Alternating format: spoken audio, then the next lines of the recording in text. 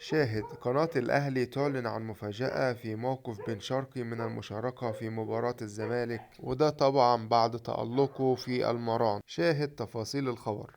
كابتن شوبير يعلن عن مفاجأة، وذلك في قناة الأهلي، على مشاركة بن شرقي أمام الزمالك. تعرف على ما قاله. كشف أحمد شوبير عن حالة جميع اللاعبين المصابين، خاصة بن شرقي، وذلك قبل مواجهة الزمالك.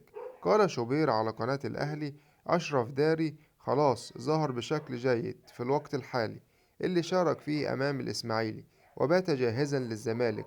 أيضا عمر كمال، عبد الواحد وطاهر محمد طاهر تعافوا من الإصابة وشاركوا في مران اليوم، وبالتالي جاهزين لمواجهة القمة.